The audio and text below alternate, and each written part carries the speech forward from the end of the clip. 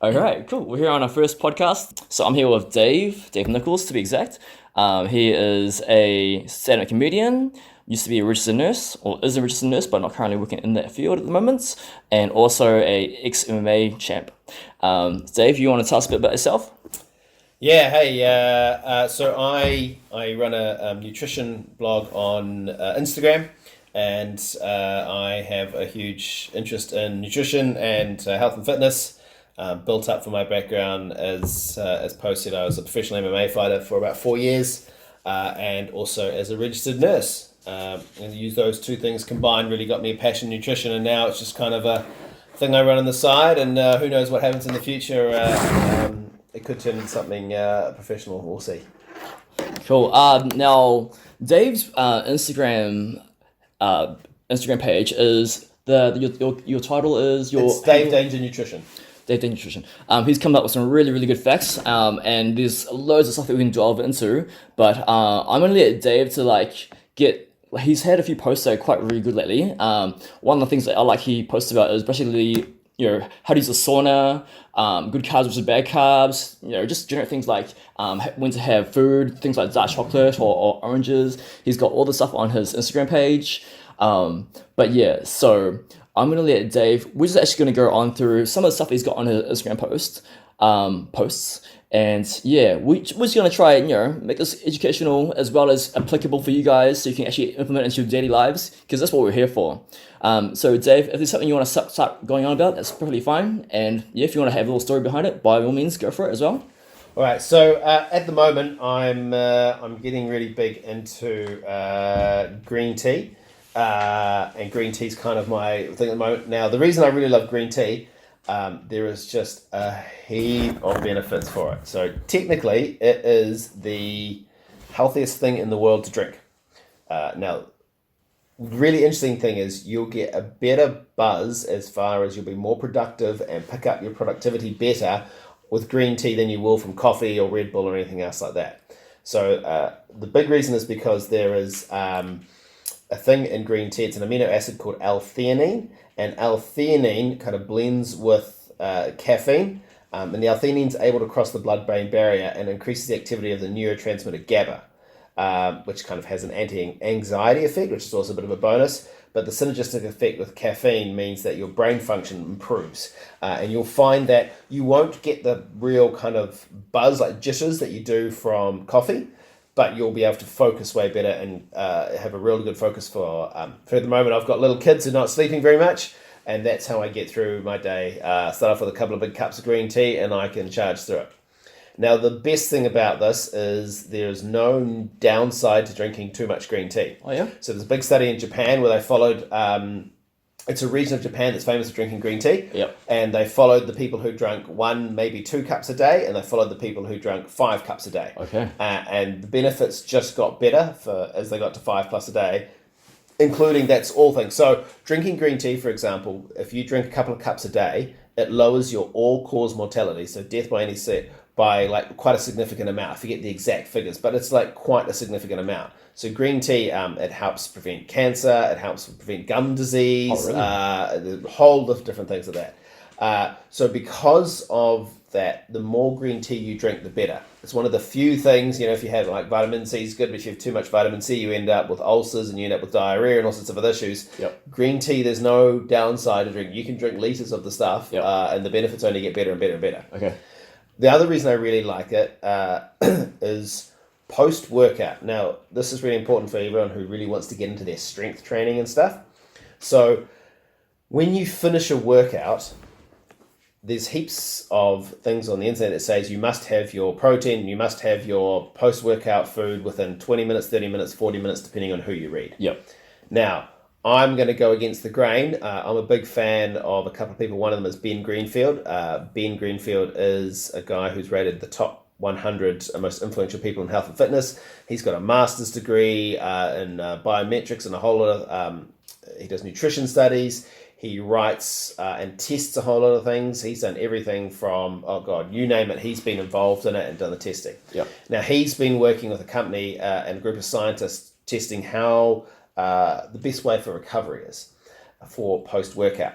And it turns out that if you fast roughly about an hour-ish, up to 2 hours even post-workout, you get the maximum benefit of a hormonal response. Yep. So after you've done a big workout, you will get a release of testosterone and HGH. Yep. All right. So those are the two things that build all your muscles.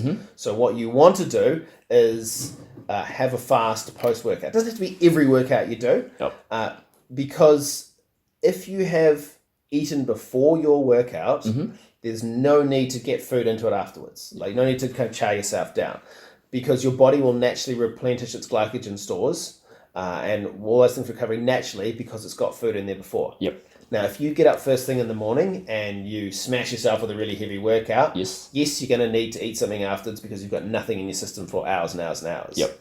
However, if you are having an afternoon workout or an evening workout and you've eaten something beforehand, there's no need to stuff your face or have your big protein shake or anything else like that.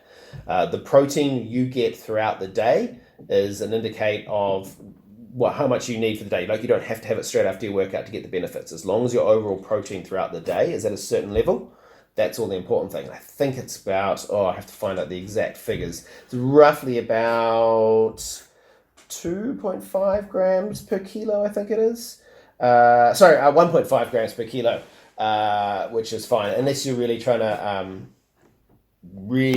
pack on the muscle or really struggling. So the American College of Sport Guidelines say that muscle building really recommends 1.2 to 1.7 grams of protein per kilo of body weight. So what I like to do is have about 1.5 grams per kilo. That normally gets me sorted. So as long as you're getting that through the day, you don't have to have anything post-workout, right? So you have your fast post-workout. Now, this is important because a lot of people say have carbs post-workout, replenish those energy stores, get your glycogen up. Yes, that's right. Now, there's a direct correlation between HGH, which is human growth hormone, and insulin, right? If your insulin is low, your HGH can grow, so you get that hormetic response. Right. However, if you eat carbs or other things like that, you release insulin. Insulin stops the prevention of HGH. Yes. So you want to have that fasting period so you get the maximum release of HGH and testosterone afterwards. Okay. So you're getting all that good stuff that's building all your muscles. Yep. And then you can have, 1 to 2 hours later, depending on how much you can cope with, you have your food.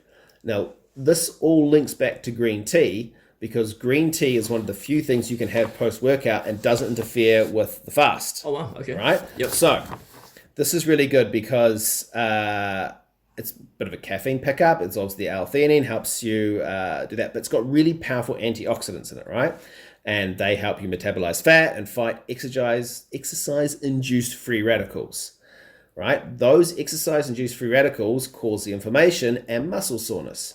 So by having green tea after the gym, right, you have a compound in it called EGCG. It's one of the key compounds that has been shown to help treat chronic inflammatory conditions, right? So you're getting less muscle soreness. It also helps to prevent cancer, Alzheimer's, and heart disease, which is also a benefit. And therefore, you'll be less sore after the gym without breaking your fast. That's why it's so good here. So what you want to do post-workout is finish your workout, cool down, have some water, obviously, have a big cup of green tea. You'll be chilled. You'll be fine. You've got time. Then 1 to 2 hours later, have your feed. Yep. Sorted. That's the best way to do your post-workout. Then post-workout, you can have things like, for your actual food, you can have things, that's when you have your eggs. There's another really good thing, which is cherry juice. Cherry juice has a very powerful antioxidant thing. The study in the British Journal of Sports Medicine found that subjects who drank 24 ounces of tart cherry juice every day, equivalent to 120 cherries, experienced less muscle soreness, and a fraction of the usual strength loss post-exercise. Oh, wow. Okay. Right? So good. The hard thing is to find brands that are made from concentrate. You want to get rid of the concentrate. You want to have the fresh juice, which is hard to get. Yeah. Alternatively, eat some cherries. But that cherry juice is really, really good. And another thing you could have afterwards is your good old-fashioned eggs, obviously. Egg is kind of like the gold standard in protein. Yeah, definitely. So they weigh, depending on how much the egg weighs, but they roughly sit at about 70 calories a piece. Yep. They have 9 essential amino acids. They have branched chain amino acids, which help reduce muscle damage in the body. Nutritionally, they're kind of the best bang for your buck. That golden center is home to half the protein, not to mention all of the eggs, vitamin D, the omega-3 fatty acids, which again help reduce the inflammation. So, man, smash back some eggs, whether you want to have them fried, on toast, hard-boiled, what have you. Not raw, right? No, not raw. Not raw, right. Okay. So have them. So you have your cup of green tea, and then afterwards a glass of, a couple hours later, have your cherry juice if you can get it, and your eggs, and then you're sorted. So that's my go-to. How have you been implementing that? And so, like, with all the information you had there for the people who are listening, how have you been implementing this? Like, obviously, you've said you've had your eggs, you've said you've had your like, what's the combination? Is it like a certain amount of cups of like how much green tea? Is there a certain brand that you buy? Is there? So my personal post-workout routine is the first thing I do is have a bit of water, right, and then go sit in the sauna, right. Now the sauna. Apart from if you have 4 saunas a week, about 20 to 30 minutes, you will lower all-cause mortality by 40%, which is huge. Yes, right? I remember That's seeing massive. that one. That was really, really good. Yeah. So saunas in general are just amazing as far as general health. They slow down the aging process. Reduce inflammation. They improve endurance. There's a Journal of Science and Medicine and Sport found that amount. It's a very small study, but it's a very interesting one. 6 male distance runners, time to exhaustion increased by a whopping 32% after 3 weeks of sauna sessions, right? Compared to a control group. Wow. So because it's a very, very small group, but they all had a 30+% increase in their time to exhaustion for the sauna. So that's another really good, as I said, study's too small, but it indicates getting like that. For heavy lifters, you want to do, power lifters, weightlifters, or you're just smashing big weight training, the improvement in stress resilience is really good.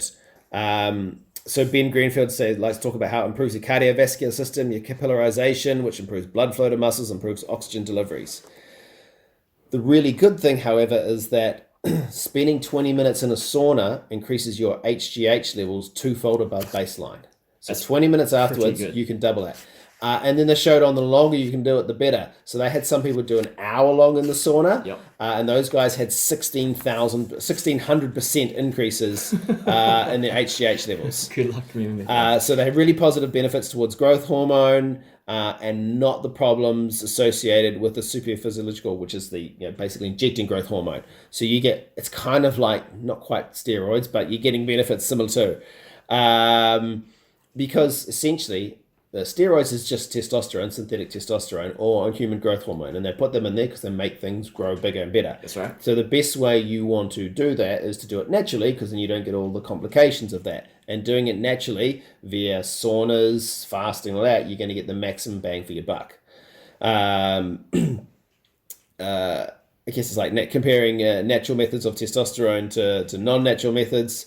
The best way to get testosterone is sunlight and sex. Literally, that's for male and female. Sunlight and sex is the best way to get your testosterone. There is some evidence that's showing that the fasting afterwards does increase your testosterone levels too, and lifting weights helps increase testosterone. Oh, lifting weights is just the most underrated thing that everyone should be able to do. Anyone. Yeah, there's a really interesting documentary following a guy who's in his, I think he's 72 when he starts, and out of shape, not really doing, and he starts lifting weights, and he gets really into it and starts lifting heavy, and there's an interview with him, and it's so funny because they go, any changes? And he says, you know about the pubes, right? And they're like, what?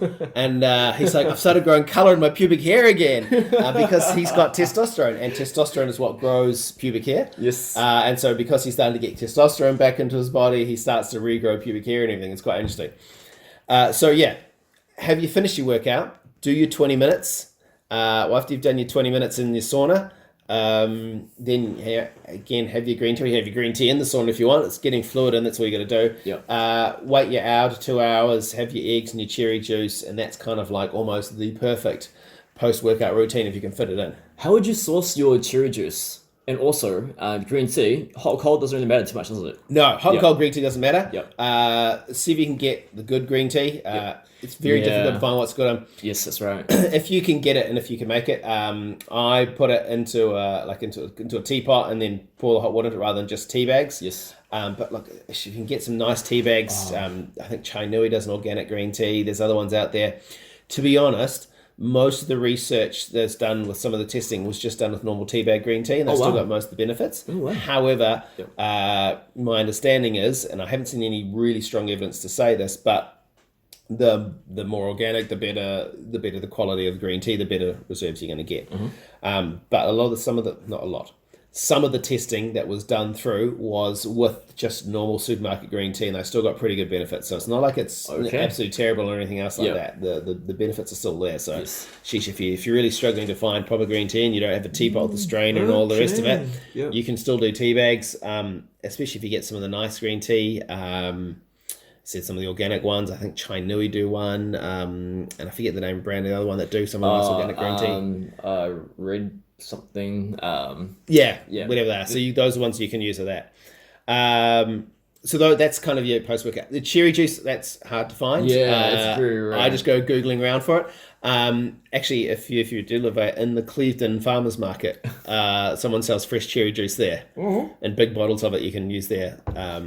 So yeah, just a small cup of that. You can even dilute it with water if you don't drink it solid, but yeah, that's not the way to do it. Tart cherry juice, okay. Look, to be honest, you can buy the tart cherry juice from concentrate anywhere. Most health stores and stuff have it, and you have to pay a bit extra to get the fresh one.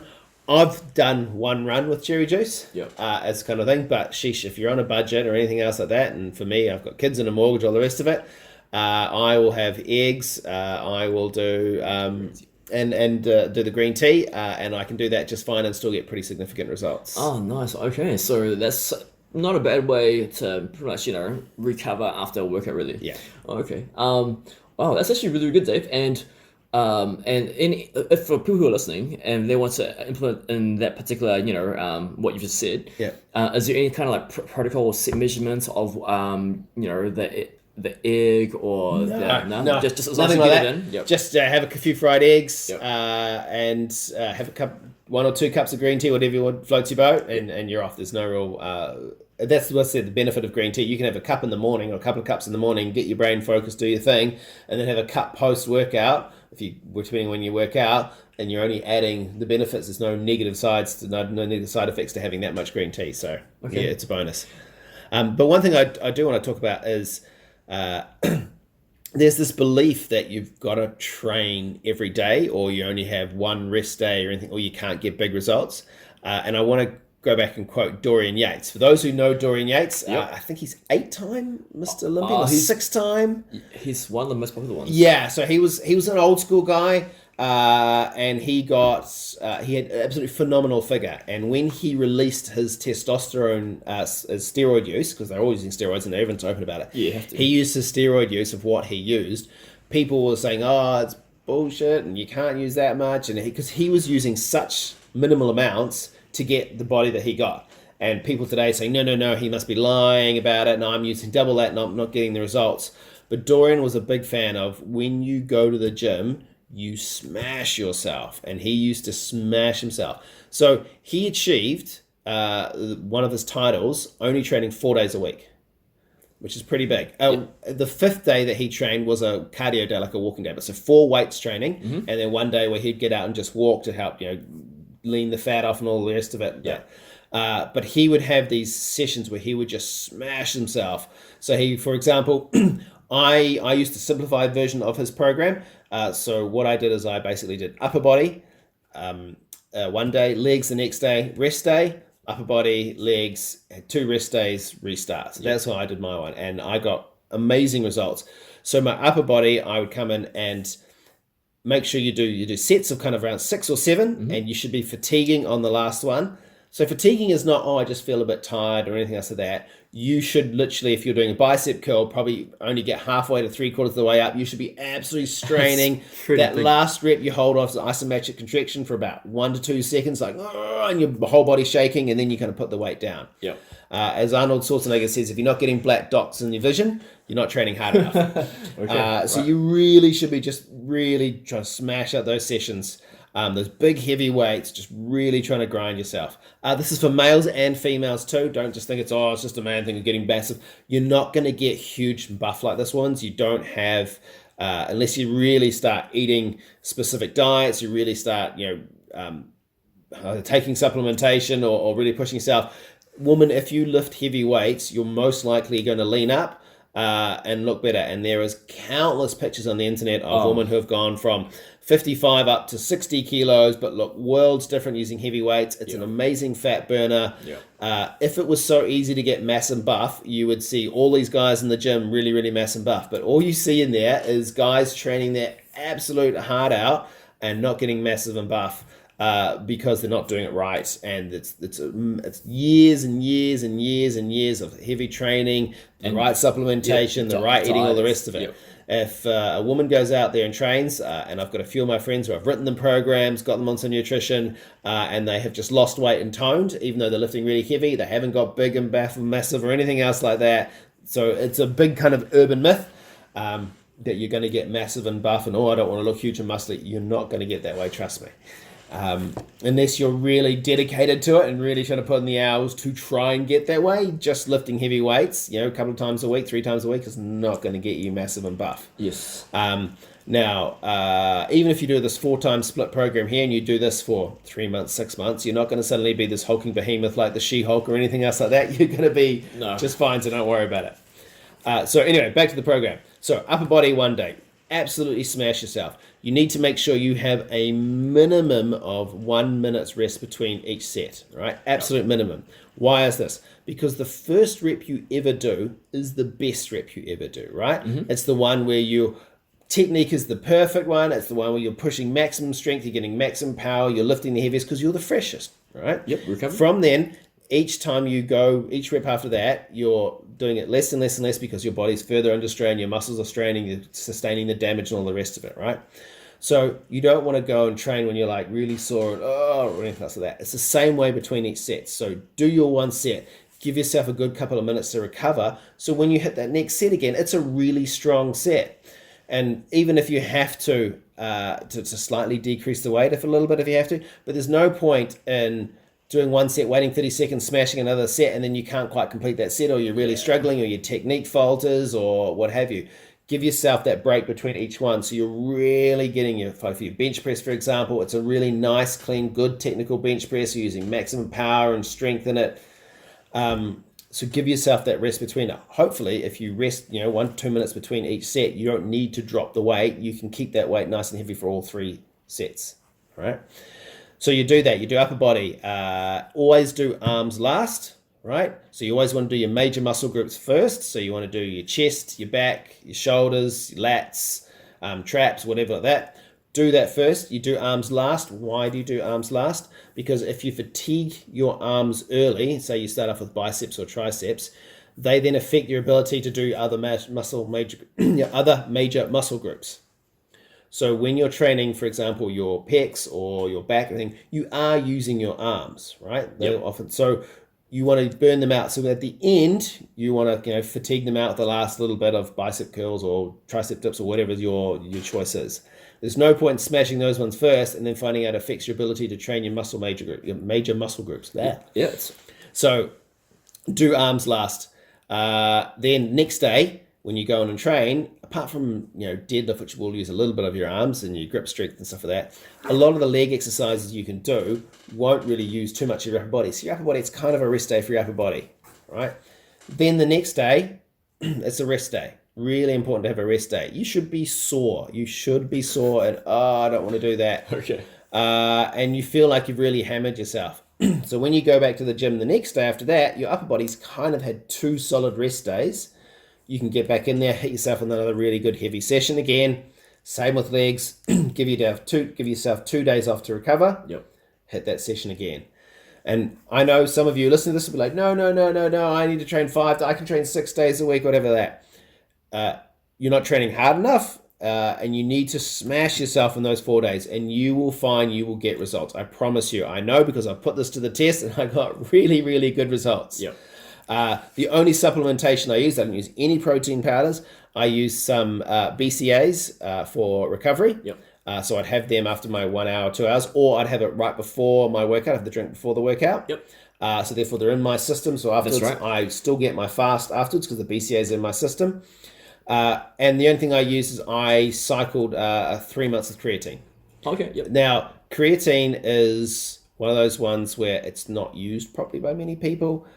It's one of those things that people either use incorrectly. They don't do the loading phase, although now there's research say you don't need to do a loading phase. Yeah, so that's crazy. It's depending on what you want to say, but it's not one of those things that's not used regularly.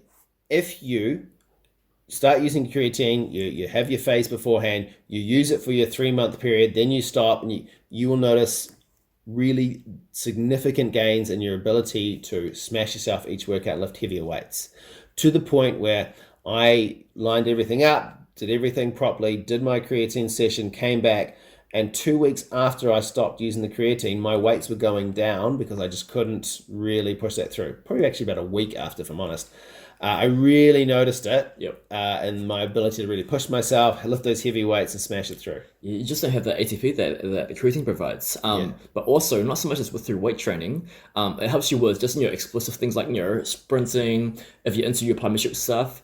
But more particularly, it has more than just strength training. It actually helps you replenish the whenever you do like really explosive or high intense stuff, it helps replenish that adeno triphosphate. And that's what you need. Like that's, as Dave was saying, you need a minute rest for that to replenish, minimum minute rest. So for those of you listening, if you're not a weightlifter, creatine still by all means is gonna help you with your overall recovery. If you're doing sprints, if you're a MMA athlete, I'm just trying to think of any other athletes that are quite explosive. If you're into calisthenics, but definitely, it's gonna help you with your overall performance as well as just weight training as well. So just carry on with your creatine, Dave.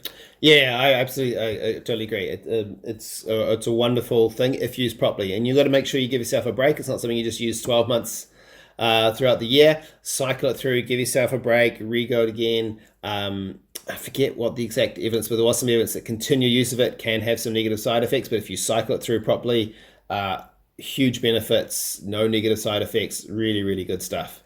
For those of you listening, when regards to creatine, basically you can have anywhere between 3 to 5 grams, depending if you're a smaller person. If you're a smaller person, then obviously go for the smaller dosage, 3 grams. If you're a bit bigger, go 5 grams, maybe a little bit more, up to about 7. But most importantly, because creatine, you need to have a good amount of water in it, because it's going to be in your blood, but at the same time it can cause water retention, making it a little bit more, how do you say, bloated. So if you're going to have creatine, definitely have a lot more water. It's just a type of salt. But yeah, I'll give it back to you, Dave. Yeah, it's another really good one. And another really, really good supplement while we're on the subject of supplements is beta-alanine. Oh, it's the bread and butter. I used that when I was fighting professionally. It was my go. I didn't use it in my first couple of fights, and then my coach got me onto it, Hamish. Hamish, yeah. And literally just changed my world as how hard I could train, how I could push myself. Funny story though, for those of you who have taken it, you'll know about the beta-alanine tingles. Yeah. For those who haven't taken it, it fires through neurotransmitters and kind of nerves in the body and causes a very mild burning sensation, a very slight tingling sensation on your face and your limbs and your arms. Oh, it can be anywhere. Yeah. And the first time I took it, I'd actually been cleaning out some stuff in the basement. There's some old paint and some other bits and pieces down there. So I was cleaning out the basement. I was like, all right, time to go to training, time to take my beta-alanine. So I took it all. And then I didn't know about the tingling. And I was kind of like, what's going on? I thought, oh my God, because I've been downstairs in the basement with some old paints and stuff like that, cleaning stuff out. The paint fumes, and I had a reaction to it. And so I jumped in the shower and I was scrubbing myself. But the nurse inside of me, because I was a registered nurse at the station, the nurse inside of me was like, hang on a minute. I've got no redness. There's no skin. I was like, what the hell is going on? I just couldn't work it out. So I jumped on Google and I was like, click, now I know. Funny. So now I laugh at myself, and I was telling my coach, who was just laughing at me. But look, I won my MMA title on beta-alanine in Australia. I won, in fact, professionally I had 1 win, 1 loss, 1 win, and then I had another 4 wins back to back, and it was all on beta-alanine, and it just made such a difference to my training, how hard I can push myself, how I can push myself in the cage. Huge one, huge benefits for it. So I can't stress how good it is enough as overall training. So that's another one I think really good. And again, I prefer to cycle it. So I would use it in a build up for my fight, kind of, 2 months before, start the big build up, really use it right through my fight, and then kind of taper off a little bit, give myself a break, go back to normal training, all the rest of it, another fight camp, build up, use it again, go through that. So I found it really, really beneficial in that regards as well.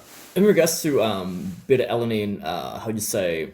Just pretty much just taking it. It's almost like how you take creatine, because you take it on a cycle when you actually do boarding it towards a big intense session. Yeah. Not session, more like as you said, a camp, a period of like 1 to 2 months of training.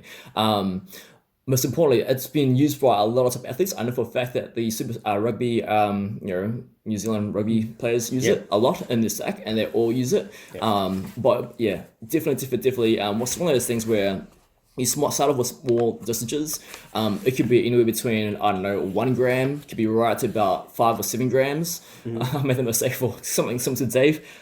Instead of using a teaspoon, I used 2 tablespoons. Oh, no. And I felt so, I just wanted to curl over and die. But yeah, it was kind of like, how you have that caffeine effect? You kind of have too much caffeine, you feel bad in your stomach. Felt like that. But yeah, if anything, beta-alanine is if anything as well, it helps with the mental, because as soon as you feel it, you're like, okay, I'm ready. It's in my system. You know you're mentally psyched and you're ready for your workout or whichever you're going to do. Yeah. Just one point I want to go back. I just looking through some notes here.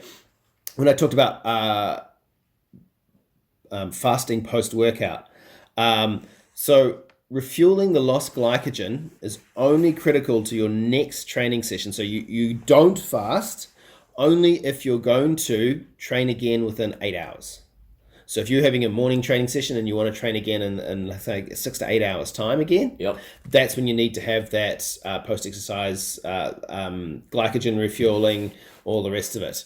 However, most people just have one big workout in the day, which is why you can afford to fast after it. That's only really important, as I said. If you're going to be training again within 8 hours, like having 2 training sessions a day, that's when it's really important. Otherwise, there's nothing showing that it's any benefit whatsoever about having your food within 1 to 2 hours afterwards. But there's huge benefit in not having any food, letting the HGH build up, and that testosterone go up, and all the rest of it. And there's a really good study in the Journal of International Society of Sports Nutrition, which goes on about the post-workout stuff.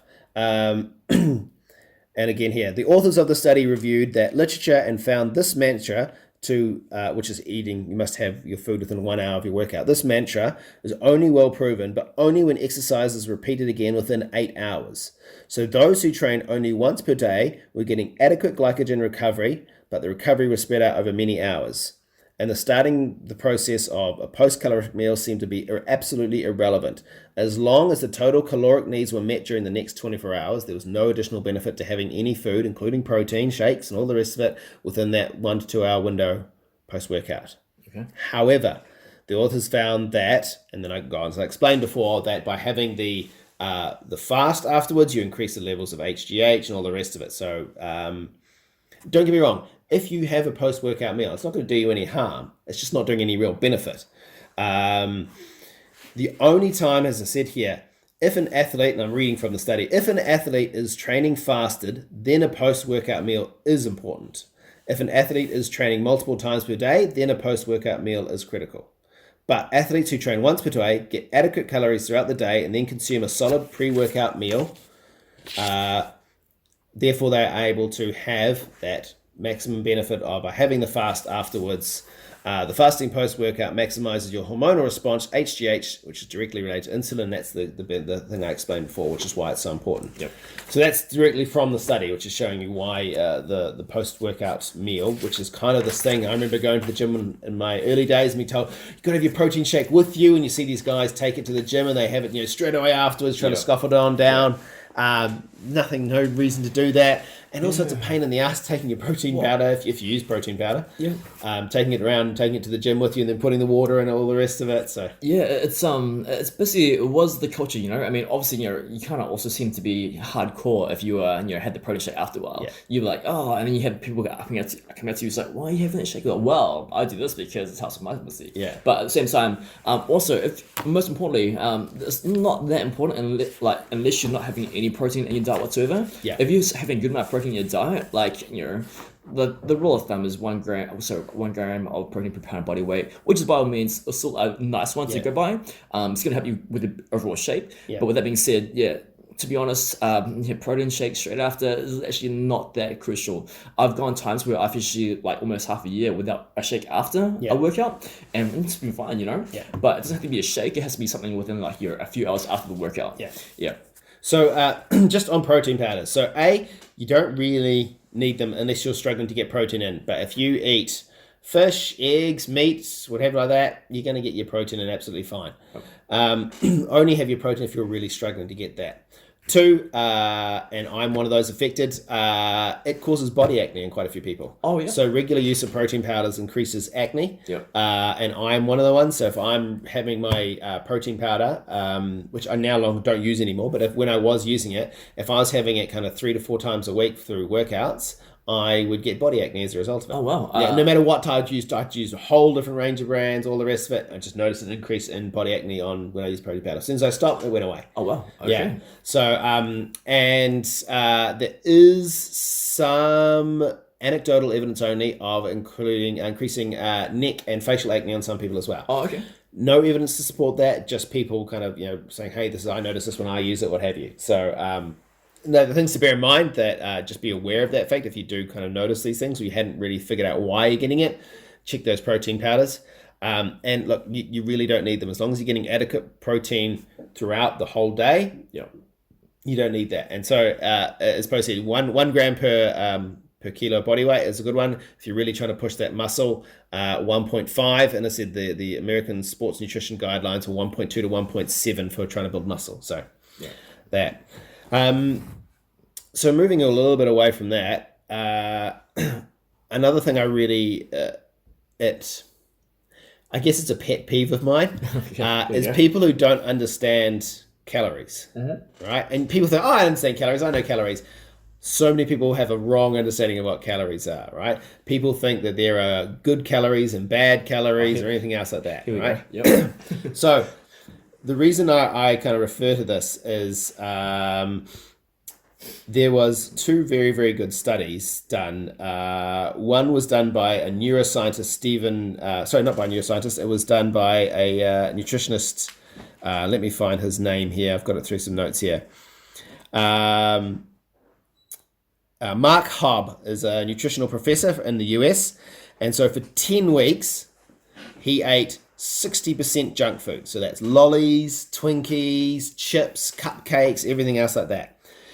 He then had 1 multivitamin and he ate just a few vegetables to fill up between. But basically, the majority of his diet, 60%, he reckoned possibly more, but he's going 60% as a conservative figure, was just literal shit, right? Like just lollies, chips, everything, right? All the bad stuff. But he did that with an 800 calorie deficit per day, right? Yeah. So he was having roughly 1,600 calories per day. Over 10 weeks, he lost 12 kilos. Not only did he lose weight, his body fat percentage dropped by 9%. His cholesterol improved and all his blood markers improved. Right? Now, don't get me wrong. This is where the confusion starts. Doesn't mean that this is a healthy approach and you can go on doing this long term. All it's trying to show is that calories, right, no matter what you're eating, if you're in a calorie deficit, you will lose weight, you will improve your blood markers, there will be signs of health, right? Most of us have the belief diabetes is purely caused by sugar, right? Diabetes is not caused by sugar. Diabetes is caused by excessive calories, okay? Now, there's type 1 and type 2, and type 1 is a result of your body or autoimmune disease taking your beta cells and your pancreas so they can't produce insulin. That's a whole different thing. But type 2 diabetes, yes, there is to do with the oversaturation of sugar and then you get insulin, you build up insulin resistance, but it's a whole lot more than that. It goes into an overall calorie deficit because what happened was someone first of all researched type 2 diabetes, said, oh look, all the sugar's high, it's a sugar diet, the insulin's high, this is sugar related. And then someone else did it and followed and found that protein's really high and said, no, it's protein related. Right. And then someone else did it with, I forget what the other marker was now. Was it saturated fats, maybe? Possibly, I don't know. But anyway, they looked at body composition and blood types and all the rest and said, no, this is what the cause is. And then it turned out that it was just simply it's calories overall. Calories is what's causing the issue. Yeah. Most of the problems that we have that people think, it's just sugar, sugar's bad. Don't get me wrong, sugar is bad because it causes inflammation. But it's calories which are the big thing. That's the one that's really destroying us and killing us as humans. Yeah. Right? So there's also a reporter, which some of you may have heard from, stuff.co.nz. He did the beer and pie diet. Okay. He lost 8 kilos in a month by only eating beer and pies. His calories are also down to about 1,600 calories a day. And again, his blood markers improved, and his cholesterol improved, and his body fat percentage dropped. Oh, wow. Good. Right? And then if you're a fan of the Joe Rogan podcast, he has some very interesting people he interviews, some nutritionists, what have you. Yep. And he interviewed neuroscientist Stephen Guyenet, who went on to further demonstrate this. If you feed two people the exact same calorie-restricted diet and they have the same output, they lose the same amount of weight. So the point I'm trying to get is here, they had one person in the study, and they had identical twins, so the same genetic makeup, all the rest of it. Oh, yeah. And they've done it without identical twins too. But they fed them all really, really healthy food. Yeah. Meat, vegetables, all the rest of it.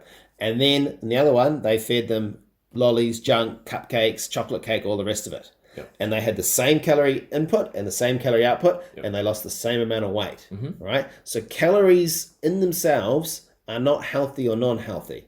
Right? Calories themselves are just measures of energy. Yeah. Okay? So you can have low calories and you will lose weight. Doesn't matter what you're eating. Okay? Some people say, oh, I can't lose weight. Now, I freely admit, if you have estrogen dominance, this can cause the body to store fat, especially around the thighs and the butt for women. It's linked, when woman becomes pregnant, they get estrogen because they help store the fat for breastfeeding, all the rest of it. That kind of goes on that whole pathway, which I'm not an expert in, but I just know that much. Yep. And so it can be a little bit more difficult. But if you sit in a proper calorie deficit, and I say a proper calorie deficit because you don't want to go extremes, but if you sit in a calorie deficit, around about the 1,800 mark is usually a pretty good guideline, and your output is around about 2,200, you will lose weight regardless. Oh, yeah. Counting calories is king. You're not going to sit there and be like, oh, you're not going to be the one person that's immune to science. Yes. As a nutritionist said, look, if that was the case where some people couldn't lose weight, some people couldn't lose weight, you would have someone in Africa or someone in concentration camp or someone in places starving. You wouldn't have just some fat people there and everyone else really skinny and some random fat people and saying, oh, I can't lose weight. Yeah. If you are calorie restricted, you will lose the weight eventually, right? Yes. It's just tough. It is hard to do. Some people don't like to be in a calorie restriction. Yeah. That brings me up to another thing, is how more like in the last few years or so, maybe even longer than that, there's been a lot of demonizing in regards to counting calories. There are some people out there who are like, oh, wow, I've eaten too much calories. I'm not going to have anything more than 1,000 calories, which is really absurd. Don't know how you do it for much longer. And they try to eat 1,000 calories, burn 500 calories, and you just think, wow, you are going to really, ruin yourself in the long term. But in saying that, I've been counting calories for almost like 6 years straight. And everything, just as Dave said, as long as you don't go over a specific amount of calories, you'll never gain weight. You can also eat, like as you were saying, junk food. I can have like burger fuel in the morning. I can have like a salad in the evening. I'll meet my overall kind of, calorie goals or whichever. What I'm trying to say is that, most importantly, tracking calories is a big one. I know for a fact that a lot of my clients who I've all got them on MyFitnessPal, which is not the most exact science of counting calories, but it's more, gives them awareness. And another thing I've noticed was with people who train, the Fitbits these days, they're actually pretty good. But with that being said, there's still, because it measures from the wrist, it's still a little bit not up there in regards with actual chest strap heart rate monitors. Yeah. I've done this many times over. I've had my client's heart rate, second most expensive Fitbit, and I've had my heart rate monitor on her. In an hour circuit training, she had done she's about say 30, mid-30s.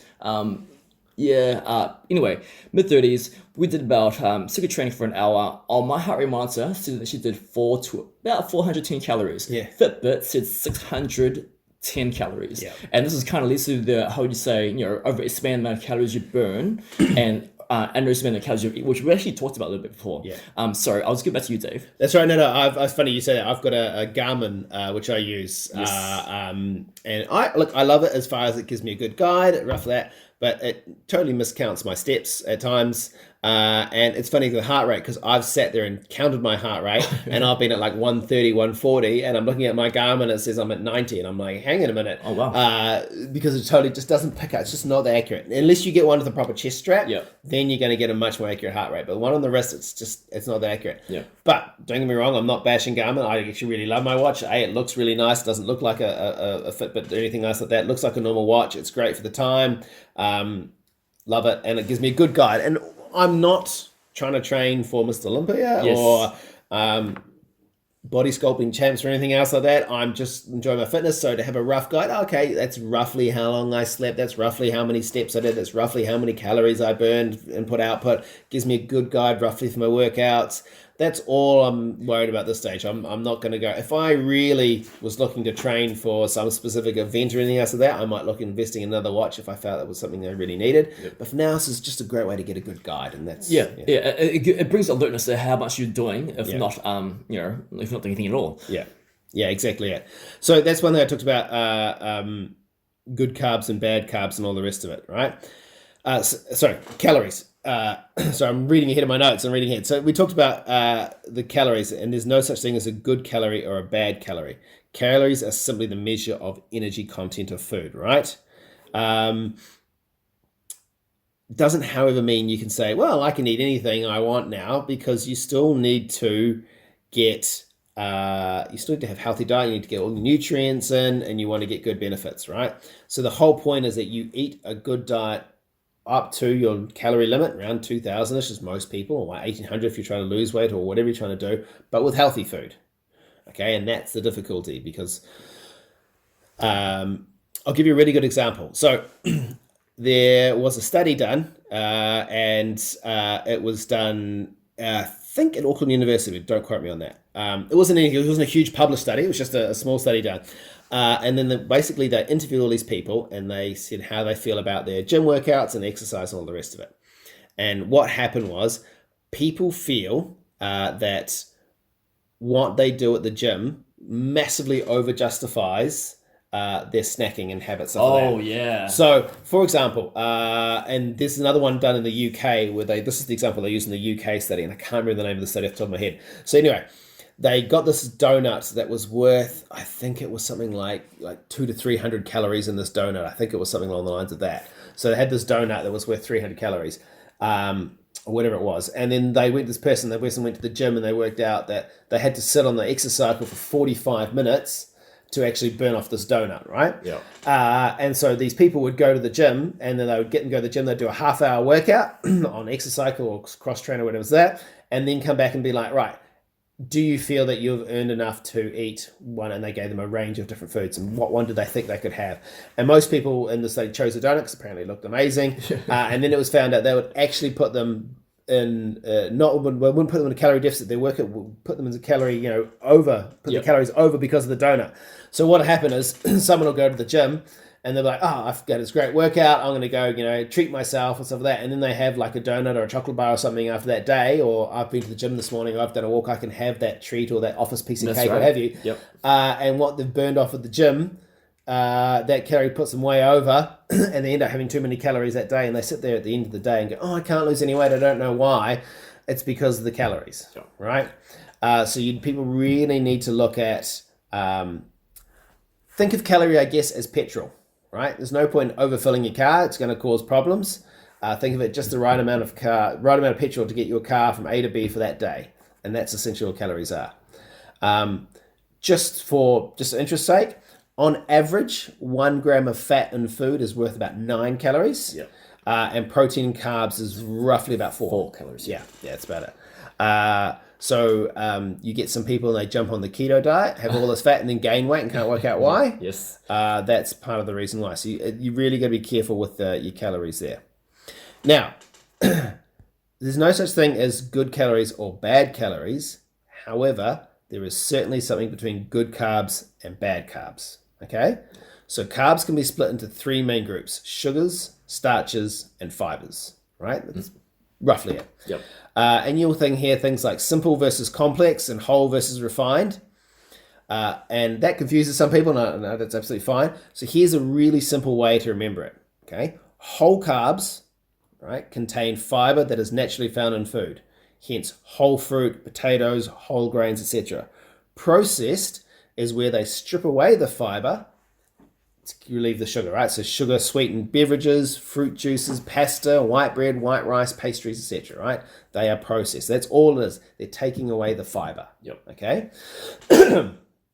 Refined carbohydrates consumption is associated with obesity, diabetes, insulin spikes, cravings, and more often than not, they're lacking in any sort of nutrients, right?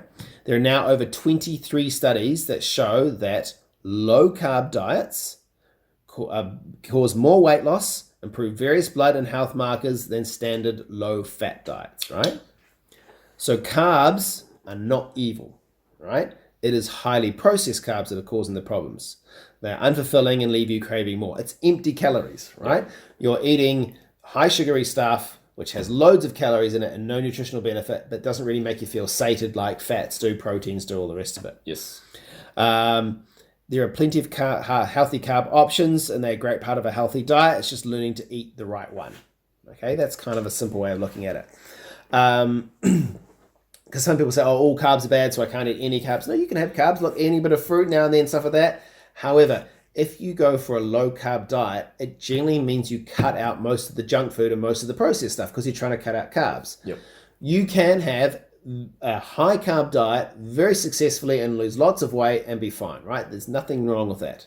In fact, there is a diet called the potato diet that is guaranteed to make you lose weight and is highly successful on every single person that's tried on. Yeah. And the potato diet is for 3 days a week, minimum 3 days a week. You can only eat potatoes, right? That diet, those potatoes, you have to cook them, right? So cook them in the oven, roast them if you want to, let them cool, heat them up again, let them cool, and then you can heat them up again, eat them or what have you, right? So you're essentially cooking them twice. Why? Because when you cook a potato and let it cool, it changes the structure of the carbohydrates in it, and they basically massively increase the fiber and they become insoluble carbohydrates. Oh, wow, good. So essentially, you feel full and you basically poo most of it out. This is a basic way of putting it through. You're still getting the nutrients from the potato. There's still some good nutrients in there, but by double cooking it. It's the same with if you want to eat rice or pasta. If you double cook it all, you significantly change the makeup of the complex carbohydrates in it, and you retain way less carbs from it.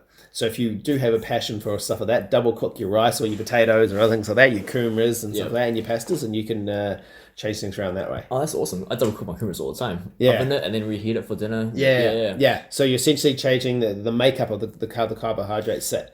So hence, if you have a Google on it, they go into way more detail, but you look at the carbohydrate makeup of hot potatoes versus cold potatoes, or hot potatoes that have then cooled. That cooling process changes the makeup of them. Yeah, it's funny. I've heard about that with toast as well. But very interesting way to do it. One thing, just touching on calories though, I have a friend of mine who was on a 1,000 calorie diet a day. Whoa. Not intentionally, she just didn't really just one of those people didn't really need to eat. Okay. But she found out that she just wasn't really, even though her output was kind of even slightly higher, she was really struggling to lose that weight. And since she has picked up her calories to 1,600, she has started to get benefits as far as A, she's gaining muscle and looking better, and B, she's leaning up in overall. So what happens is for her, because she had just subconsciously dropped to a low calorie diet, your body goes into starvation mode. Oh yeah. Now, don't get me wrong, it sounds like I'm contradicting myself. Eventually she will start to lose weight because you can't just maintain higher output than lower, and you will eventually lose the weight. It doesn't matter. It'll eventually happen. It's just a long, slower, more frustrating process. However, if you're getting good nutrients in and you're getting a good amount of calories in at a right deficit, you'll find you get results way faster. And that's an important thing to pick out. And like as Dave was saying, calories, knowing how much you've actually come off as opposed to just guessing what it is as well. Now, one thing people want to know, should you stretch before your workout or should you stretch after your workout? That's an interesting one. Very interesting one. So, researchers in the American did a study in the American Journal of Clinical Nutrition, and their findings showed that stretching before a workout did not at all lower your risk of injury. In fact, in some cases, it increased your chance of injury. All right? So, another study published in the Clinical Journal of Sports Medicine basically found the same thing, and research published in the Scandinavian Journal of Medicine and Science examined a total of 104 research papers published from 1966 through to 2010 on the effects of doing pre-workout stretches.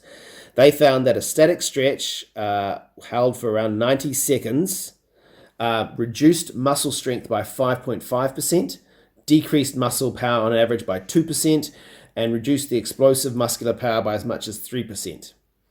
The study showed that even pre-workout stretches of less than 45 seconds also had a negative impact on muscle performance. Right? Wow. So stretching beforehand, there's nothing to do with injury, doesn't lower your chance of injury, but it reduces your ability to get your power output, your muscle strength, and your explosiveness.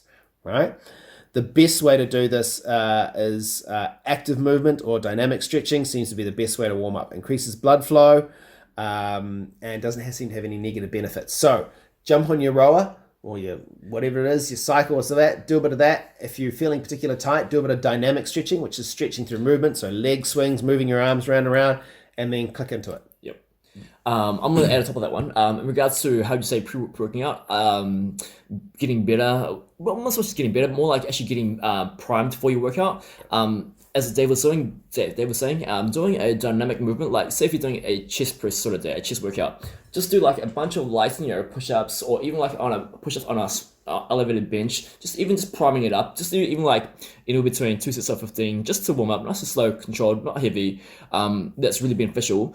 But another thing I will say is if you can, depending on whichever exercise you're doing, foam rolling before a workout is actually proven much better than an actual warm-up on a cardiovascular machine for 5 minutes because it primes the central nervous system. It actually how do you say, it'll get your muscle fibers and the fascia involved in the muscles that exercise you're going to do much more, primed for the workout. So if I were you, I actually would, if you as in the listener, I would just actually skip the actual warm-up itself and go straight into dynamic stretches or into foam rolling itself on the particular muscle group if you can do it. But that's just my 2 cents there. So but yeah, you definitely find that you'll be much more primed and your central nervous system is going to work out much more better with it. I did know that about foam rolling. That's really interesting. No, it's actually really good. Really interesting. Another one about foam rolling is that the 2 best times to do it is before your workout and before you sleep. Yeah. Now I can't remember how and why before you sleep, but your recovery is so much more better when you foam roll an hour before you sleep. Because I actually spent because every PT has to go through a course for a whole weekend and have different speakers, like I don't know, 200 speakers for like every hour for about a whole weekend, and one of them was basically foam rolling and acupressure balls, priming it, how to use it before exercise or recovery. And the most biggest one I took away was foam rolling before the workout and before you sleep. So if you want to find out the best use for that one, foam roll for that muscle group or whichever you're going to train. Before workout and after you sleep. So and it's only about like probably a few minutes each. Go carry it, Dave. All right. Just a few other bits while concentrating on nutrition. I'm just flicking through some notes here. Some interesting points that I think were quite useful. The Australian 45 is one of the most comprehensive nutrition studies ever done. It followed 240,000 people for several decades and monitored a range of nutritional habits and indicators. One of the huge findings from the study, one I think is really, really important, was that eating meat had no difference on life expectancy. So people tell you meat is bad, you're going to get cancer, all the rest of it. No. Oh, good. Because this was one of the first studies where they actually took into account controllable factors, confounding factors is the official term. So that's smoking, lack of exercise, no vegetables eaten, all the rest of it. So they took that all into account. No real difference. However, in saying that, being vegetarian didn't lower your life expectancy either. So vegetarian is not a bad thing or anything else like that. But eating meat has this, meat's bad for you, can't eat meat, meat causes cancer, all the rest of it. No. There was no difference in life expectancy. However, one of the things they found in the study was that women who ate meat 3 times a week had lower anxiety and lower depression levels than women who were vegetarian. Oh, okay. Didn't do the study in men, don't know why, just read the woman study, thought it was really interesting. Yeah. So they think it's to do with the omega-3s. So it has a lot of omega-3s in it, and I think that's what the deal is, because omega-3s, there's definite science behind that. There's quite a significant amount of science behind that now, showing that omega-3s help reduce the inflammation, affects the brain. There's a whole range of things that affects depression, right? Yeah. So that's something that's really interesting. So meat. Now, don't get me wrong, we're not talking about the processed stuff, a bit of processed meat now and then, that's absolutely fine. But if you're eating lots of processed meat, the nitrates in there, which do have cancer links, so you need to be careful with that. But you can't have bacon 6 days a week or anything. But meat itself, not a bad thing. Often demonized, it's a really, really good thing. There were some other interesting things here. Vitamin D. Vitamin D is a wonderful, wonderful thing to take. Now, I'm not talking about multivitamins, all right? There are now multiple studies that multivitamins do absolutely nothing for you, okay? There is no current study, modern study, I should say, showing that they provide any benefit for you unless you are deficient in something. So if you have a deficiency, and a lot of New Zealanders, for example, have a deficiency in selenium because there's no selenium in our soils, and you took some selenium, not a problem. Or you can eat Brazil nuts, it's got selenium in it, that's another way to do it. But there are multiple studies now showing that multivitamins in particular are carcinogenic. One particular study followed 13,000 people over 7 years and found that those on multivitamins had a 68% increase in skin cancers compared to a placebo group. Now, considering that 2 out of 3 New Zealanders get skin cancer as it is, you don't want to increase your chance of that, all right? Wow. So you need to be aware of that. Vitamin D, however, there were multiple big studies showing that vitamin D was just an absolute wonder as far as improving your overall your immune system, because it relates to the formation of immune system, and it had a whole other range of things, and that 80% of people in Western society were vitamin D deficient. So if you think, and they used to believe so that when you went for a walk to your car and you got a bit of sun on your face, that was enough to get your vitamin D. So you need to spend 30 minutes outside without a shirt on in sunlight, direct sunlight, to get a vitamin D, your daily allowance, right? Most of us aren't getting that, right? So you need to make sure that you're taking a vitamin D supplement unless you're really getting out there. Now, I've also remember somewhere that vitamin D really, really helps boost the immune system. Yes. People who have been on it really get sick. Yeah, Is that confirmed as well? Yeah. So vitamin D, to do with your T killer cells, and I don't know the exact, I'd have to read up further specific details, but it helps with your T killer cells, which is what fighting. Speaking of the immune system, sleep. Apart from increasing your testosterone levels and helping recovery and all the rest of it, which we all know sleep is really good. If you get less than 6.5 hours of sleep a night, you will reach physical exhaustion 20% faster. Okay. Right? One night of bad sleep will see your T killer immune cells lowered by 70%, right? Which is huge. So you're more susceptible to getting sick. If you were a surgeon, you would make twice the amount of mistakes if you had less than 6 hours as compared to someone who had more than 6 hours. Wow. Okay? So you really need to make sure you're getting that sleep. I would definitely have a Google of Matt Walker, who is the sleep diplomat, who's a internally famous person, and he has a wonderful podcast on Joe Rogan, but he also has there's lots of articles and stuff like that. His sleep figures are insane. They will change your life and how you look at sleeping. Everything from increase in car accidents to increase in Alzheimer's. For example, if you get less than 6.5 hours of sleep per night, you are statistically likely to be dead by the age of 65 without permanent medical intervention. So permanent blood pressure tablets, permanent surgeries, or surgeries you had, something like that, be on medication permanently, right? So that is just crazy. That's how important sleep is. It is massive, and it makes such a difference to your overall health and all the rest of it. Everything. But as well as your workouts, not only will you improve your workouts themselves will be better, so you won't reach physical exhaustion so quickly, you'll be able to push yourself harder and faster. Your recovery will be better, you get better testosterone. It is massive. What else we got through here?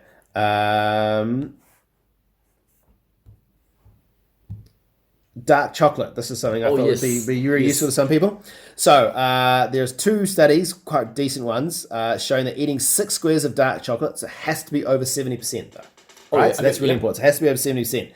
Has shown to lower, there's now quite a few more studies showing this is important, but there's 2 ones I've concentrated on. And these ones show that it's been lowered rates of heart disease, blood pressure, stroke, slows down the aging process, and is currently being trialed as a weight loss tool for severely obese people. Pretty good. Right, so it's actually linked to weight loss. Yep. But it's only eating kind of 4 to 6 slices, little squares of dark chocolate per day. 4 to 6, okay. Yeah, 4 to 6 per day. So that's it. So what I like to do is, every now and again, if I'm really craving something sweet, have my dark chocolate, satisfies that sweet craving. Don't then eat anything else sugary-wise that I shouldn't be eating. And I know I'm getting benefits from it. Yes. Another really, really good thing. Walnuts, really interesting. If you have walnuts in your diet, your gut bacteria was significantly different to those who didn't eat walnuts. So because walnuts are a prebiotic, prebiotics are dietary substances that selectively promote the numbers and activity of beneficial bacteria in your gut. Walnuts had a really, really impressive benefit to your gut health. So while we're staying, also let's just read the thing about walnuts here. I've written out. They're packed with omega-3s, linoleic acid, fiber, antioxidants, a healthy, tasty little meal. On top of that, a recent study by the LSU Health, which is the London School of something or other, Health, has shown that walnuts increase several gut bacteria like lactobacillus, typically associated with probiotics, suggesting that walnuts act as a prebiotic on health. Right? So really, really important stuff. Now, gut health.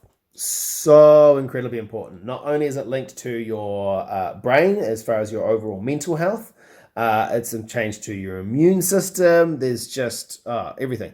Anxiety, depression, schizophrenia. Wow, really? There's a whole range of things. Wow, okay. You should all be either having some sort of fermented food, so sauerkraut, kimchi, kefir, the kefir yogurt that the collective does, the mango and turmeric one. Oh my God, it tastes so good.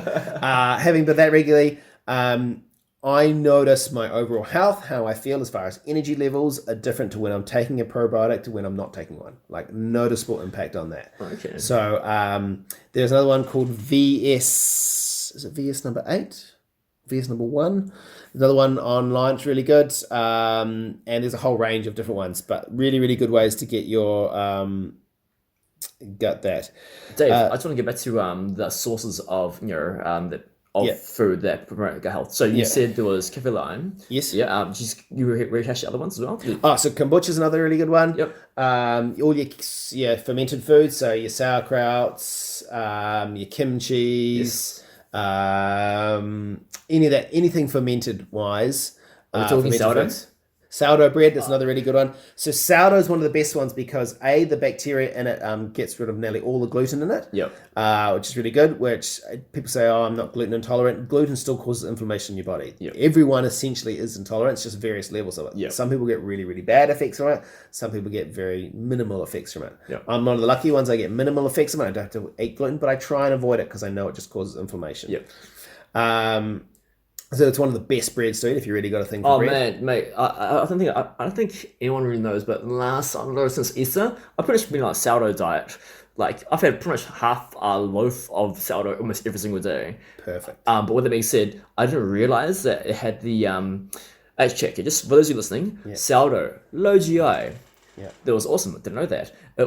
Per 100 grams of sourdough, you get 10 grams of protein. I was like, wow, okay, even better. And now I have heard that it had, promotes gut health. And just to hear that from Dave as well is just really, really, really reassuring.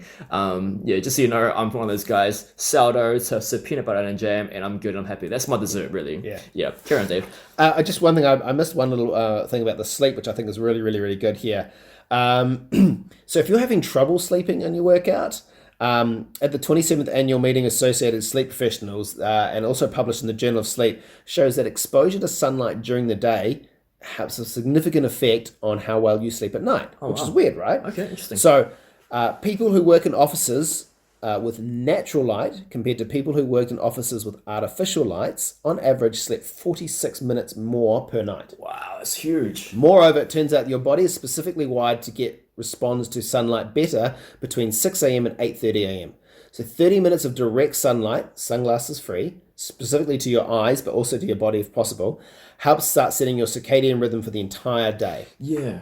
So if you can do that regularly for a week, you can begin to set your whole sleep pattern, achieve better sleep overall. So it's really important when you get that morning, even if you have to drive to work, see if you can get your window down, see if you can get your eyes looking at that sunlight, see if you can get some on your skin if possible.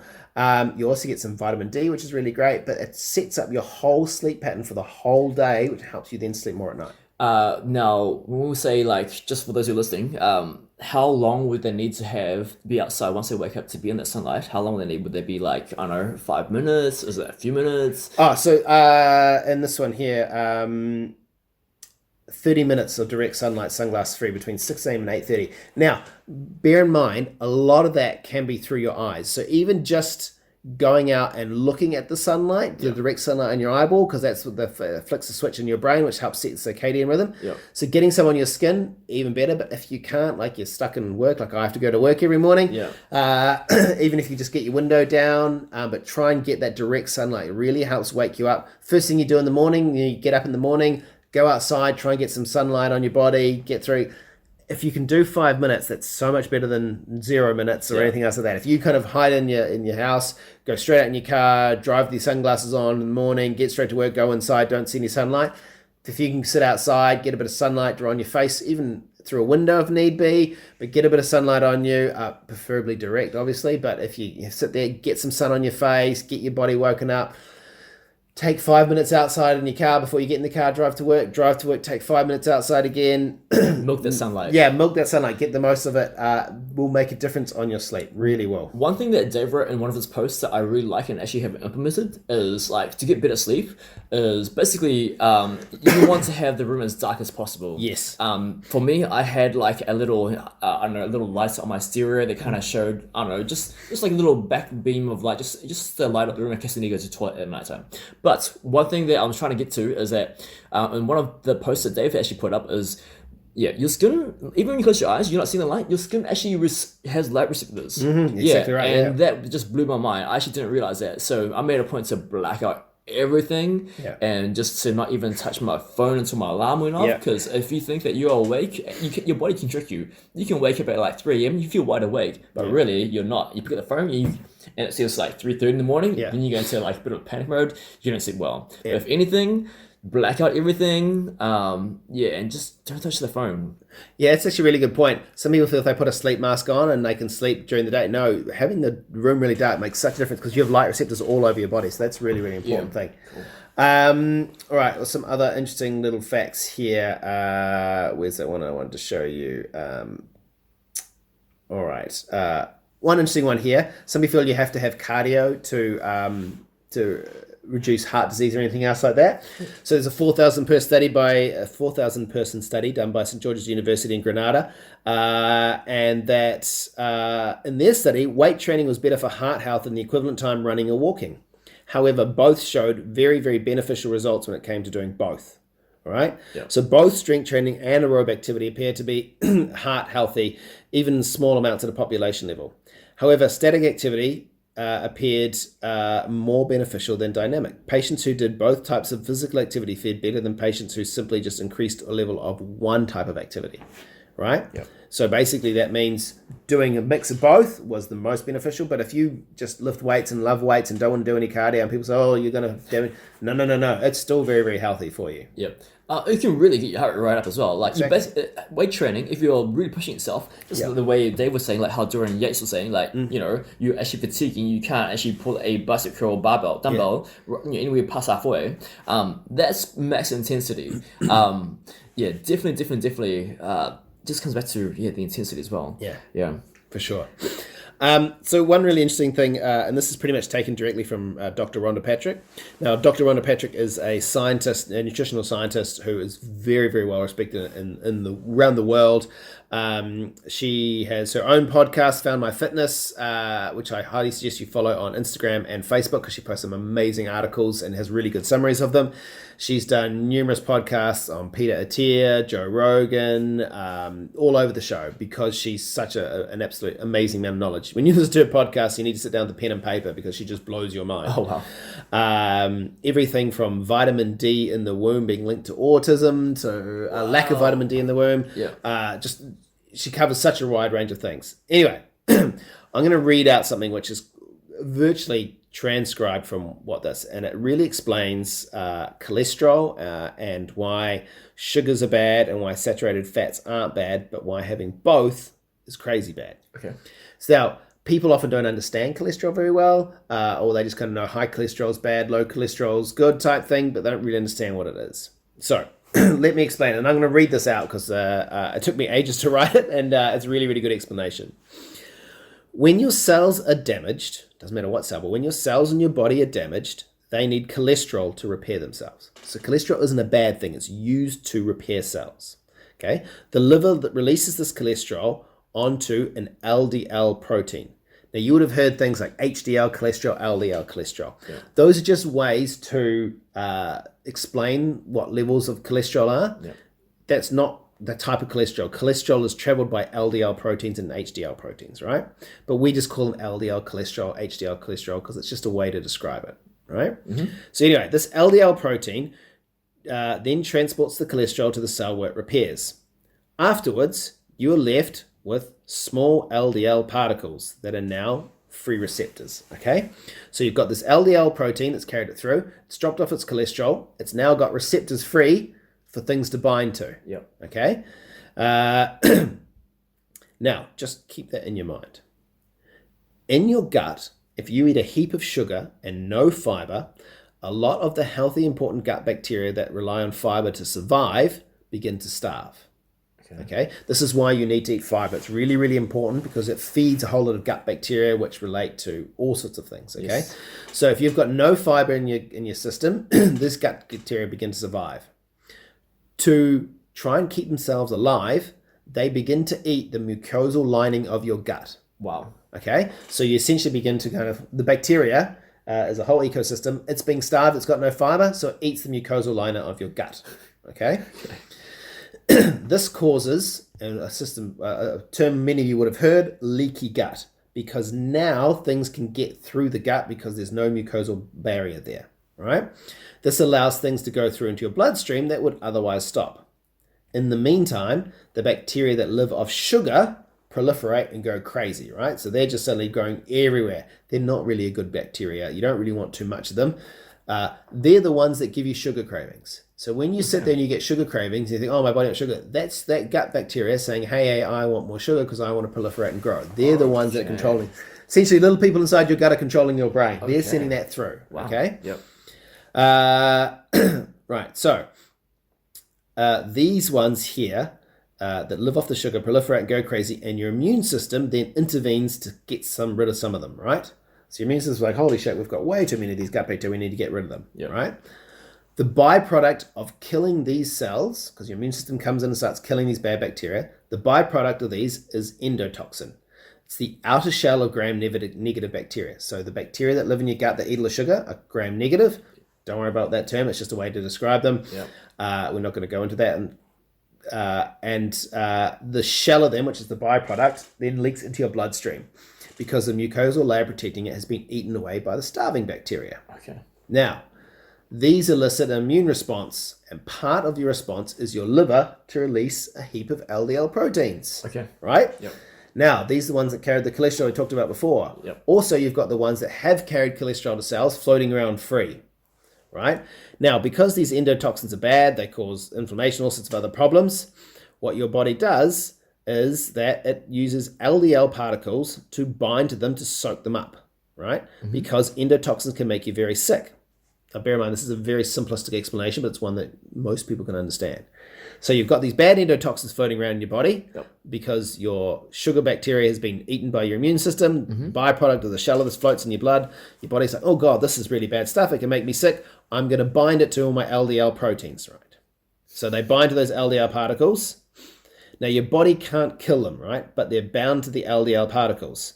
So it smothers it, right? So it smothers it with something formed a foam cell. Now, a foam cell sticks to your artery wall, all right? And you have what is the beginnings of an arterial plaque. And that's the beginnings of heart disease. Oh, wow. Okay. So you eat lots of sugar. Yeah. Your body makes this bad bacteria. Yeah. Your other bacteria, which has got no fiber, which is starving, eats away the layer of your gut. Oh, okay? Wow. Yeah. So then your body's like, oh, geez, we've got way too much of the sugar bacteria. Let's kill it. And so the byproduct, imagine throwing a bomb, the bomb's explosion goes everywhere, bits of those pieces now can go through the gut because there's no mucosal layer there, goes into your bloodstream. Your body's like, so it releases all these LDL particles. The LDL particles bind to those endotoxin bits. Now, your body can't kill them because they're bound to LDL particles, right? So now what's it going to do? So it goes, I don't know what to do with it. I'll just smother it, right? So it creates, and I'm not going to go into the detail of what it creates, but it basically smothers it, creating a foam cell. That foam cell sticks on the lining of your arteries and begins to build up. More stuff sticks to it, and you get the beginning of a plaque, right? Now, those plaques get bigger and bigger and bigger until they cause an occlusion. Then you get a heart attack, etc., etc., etc. Yeah. Right. Now, foods like butter, which have saturated fats in it, can be bad for you because saturated fats do increase the LDL production in your body. Yeah. However, they're only bad to have high LDLs if you have a heap of inflammation in your system, right? So if you have no inflammation, no sugary stuff, and just have high fats in your body, doesn't really matter. No problems. But now, because you've got the inflammation from all the sugar and the high LDL, that is the textbook case for heart disease. Okay? So, there's 136,000 person studies showing that dairy was in fact good for you, and butter and cheese had no negative effects on your health, right? So we know that butter, we know that cheese, we know that dairy, which has lots of saturated fats in it, isn't bad for your health, right? However, if you have lots of high sugar stuff as well as the saturated fats, suddenly your life expectancy starts to plummet, right? This is why the worst thing you can possibly do is have a diet that's high in sugar, which causes all the inflammation, and the saturated fats, right? This drastically causes your chance to have heart disease, and it's also why it's the biggest killer in the Western world. Hopefully that makes sense and people kind of get a little bit of understanding of why LDL cholesterol is bad for you and stuff like that. So you can get some people to have really high cholesterol and be perfectly healthy and live to a really ripe age because they have really low sugar. So it's not that bad a thing. For those of you listening, if anything you can take away from that one, get fiber in your diet. Lots of it. Also, fiber. If you're like trying to put on the muscle and you're having a lot of protein through your diet, like with various sources, protein powder, meat, poultry, it's going to make you less blocked up. By the way, and it's going to pretty much keep you fuller for longer, and you're most likely not going to crave sugar, as they were saying, crave sugar as much. But if you do get the sugar cravings, you do have that dark chocolate. It's going to help as well. But my God, need that fiber. So fiber. So for those who've got a bit of a sweet tooth but still want some fiber, dates are really, really good for that. They're not nasty processed, and per 100 grams, there's only 277 calories per 100 grams. Now 75 grams of carbs, right? This is where we're talking about carbs. This is not a bad carb, right? 7 grams of fiber, 2 grams of protein, 20% of your daily recommended allowance of potassium, 14 magnesium, 18 copper, 15 manganese, iron 5%, and vitamin B6. 7 grams of fiber is great. It helps with your bowel function, it helps blood sugar control. On top of that, you get the flavonoids. Now, flavonoids in dates is the kind of the really big benefit, right? So flavonoids are powerful antioxidants that help reduce inflammation and have been studied for their potential effects to reduce diabetes, Alzheimer's disease, and certain types of brain cancer. Also, you get carotenoids.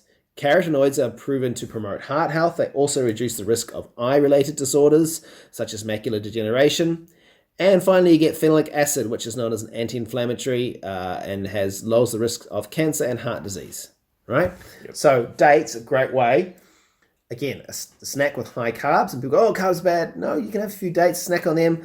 Dates with some sunflower seeds, some nuts and stuff like that. Great little snack.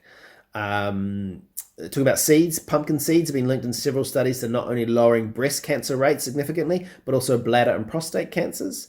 They are high in magnesium, which is also shown to increase the body's ability to produce nitrous oxide, which widens blood vessels and is good for heart health. Sunflower seeds are high in selenium, which we all know we're lacking in New Zealand, vitamin E and antioxidants. In a large study of 6,000 adults who ate sunflower seeds 5 times a week had 33% lower C-reactive proteins. C-reactive protein is an inflammation marker, so basically reduced inflammation throughout the body. Yeah. Right? So you can have some dates, have some walnuts, as we mentioned before, have some seeds, some nuts, and it's a great way to have a really healthy snack and still feel full afterwards. So another really, really absolute zinger. And I just want to touch on that dairy study I mentioned before. So in a 2018 study in The Lancet, 136,384 people between 35 and 70 from 21 different countries and 5 different continents had their eating habits studied. The primary outcome was composed of mortality from cardiovascular disease, non-fatal cardiac events such as stroke or heart failure. A higher serving of dairy, so 2 or more servings of dairy a day versus no intake, was associated with lower outcomes in all categories, right? So eating dairy was actually healthy for you. It lowered your chance of cardiovascular disease, non-fatal stroke, and overall heart failure, right? The only outcome it didn't affect was the non-fatal heart attacks. There was no difference in non-fatal heart attacks, but fatal heart attacks made a difference. The overall findings, and this is quoted directly from the study, dairy consumption was associated with lower risk of mortality and major cardiovascular disease in a diverse multicultural cohort. Cheese and butter were not associated with any positive or negative outcomes. All right. Now, this is funny because there's a very well-known vegan of a friend of mine who said this looks as a very controlled study. This is not very good. And it was actually praised for its controls and its diversity. One of the peer reviews states that the overall outcome that dairy consumption was associated with reduced risk of mortality and CVD events agrees with many earlier studies and a meta-analysis. But the fact that this study is large and geographically very diverse adds considerable weight to the overall picture. All right. There's some other reviewers that said that this is good, but we need more evidence before we can jump on this bandwagon. But overall, that the study was quite well done. It was very well controlled. There's a whole heap of commentary, and I posted a link there. So it wasn't even studied. And it was also a pure study, which is globally recognized for being very diverse and well. It's not funded by the Milk Corporation, in case anyone thinks that as well. Dairy is not bad for you. Had a bit of a... Good. Yeah, especially if you're a woman. Exactly. Yeah. So it had a bit of a bad reputation for a while, but I just want to point out, actually, dairy is not bad for you at all. Yeah. No, you definitely need dairy, especially when you just reduce the chance of osteoporosis. All right. My last couple of facts, which I think are quite useful here. Along with exercise, intermittent fasting, which is what I'm doing at the moment. Oh, yeah. So I got 16/8. Intermittent fasting is huge, right? Yeah. So intermittent fasting is agreed by nearly all nutritionists out there to be an incredibly healthy, beneficial thing. Not only does it lower heart disease and cancer rates, it significantly slows down aging and DNA damage. Through the whole growth hormone thing you talking about. Pardon? Through the whole growth hormone thing. Yeah. So that's part of it, but it also slows down a whole lot of the benefits. So I do a 16-hour fast. So from 8 o'clock at night through till midday the next day, I only drink water or green tea. Nothing else. And then I start off my breakfast, as per se, is at midday. And I start off at 12 hours. So 12 hours showed lowering rates of cancer and heart disease, just 12, which is pretty easy to do. You stop eating. It's actually not that bad. Stop eating at 8, eat again breakfast at 8 again. It's not that hard to do. And then slowly work my way up to 14 and then up to 16. And at 16, there was even benefits in muscle growth without exercise. Wow. Yeah, so they had fat loss and muscle growth. And they did a big study where they followed, so it's not a big study, it's a small study, but they quite widely recognized as they followed 46 people getting them to have between 12 and 14 hours as their fasting rate. Yep. And it was very impressive because most of the time when you do a study, you get people dropping out because they can't do it. Yep. And these were not particular athletes, these just random average Americans. And they were impressed because not only did they have every single person stuck to the 12 hours minimum, Yep. they started recruiting their friends to do it as well. And they started getting more people than they were initially trying to study. Yep. And the reason it is that people lost on average 5% of their body weight. And they didn't change their diet or exercise in any way. Yep. So all it was just changing the times that they ate, giving their body a chance to have a break. Yep. And they got all these benefits without changing anything. It also kind of comes down to like, because you're eating quite late, you're almost effectively missing a meal. Almost. Yeah, in some way. So the calorie intake that I get between that 8-hour window is still roughly about 2,500 calories. Yep. So I'm still eating. So I have a really, really big kind of breakfast, lunch meal, and then I have a medium-ish sized dinner. Yes. And get through my calories throughout the day is roughly about normal. Okay. The reason why it was really effective is because most of the time after 8 o'clock, you're snacking right before you go to bed. Yep. And most of the time when you snack before you go to bed, you don't eat healthy. Most people don't sit there and have an apple before they go to bed. Most people have chocolate, they have wine, they have alcohol, they have something else. So it's helped cutting those things out, which is one of the things they felt why people got often higher than 5% risk, Yep. 5% body fat loss, Okay, yep. body weight loss, sorry. But overall, they just found that by eating those times, it gave your body time to recover, help your metabolism regulate itself, and just had all these huge benefits. There is highly recommend looking up Dr. Rhonda Patrick's stuff on fasting, Yep. or there's a man called Sachin Panda, who was the man who revolutionized the study on intermittent fasting and started the whole intermittent fasting wave, and is huge on it. Look, you can do intermittent fasting as you eat normally for 3 days, and you have like a 2-day fast, and then you go back to eating normally again, or however your 5 days too on. There's a whole different ways you can do it, like a heap of different You ways. just have to like slowly break it in, as you said before. Start with a 12-hour one. Yeah, Yep. 12 hours is the easiest way to do it, and then go from there. And the last thing I want to do, because I've just finally found that vitamin D study, which I just want to do. I think You should be supplementing roughly 2,000 to 4,000 a day. It lowers rates of skin cancer by 70% compared to people not supplementing in multiple different studies. So that's a big one. If you get your between 2,000 to 4,000 a day, lowering your skin cancer rate, that's huge, especially in New Zealand with such a high rate. Yeah, it's pretty massive. Yeah. Dave, it's very, very, very informative.